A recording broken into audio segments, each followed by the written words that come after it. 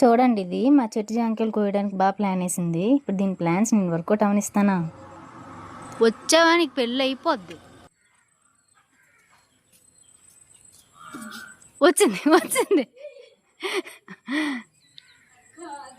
ఇదిగో జామ చెట్టు బాగా ప్లాన్ వేసింది. నువ్వు రా, నీకు పెళ్ళే.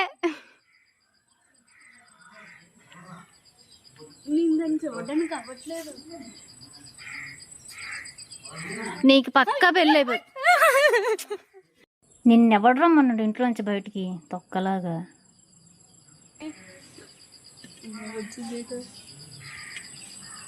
నాకు తలుపు తీసుందే.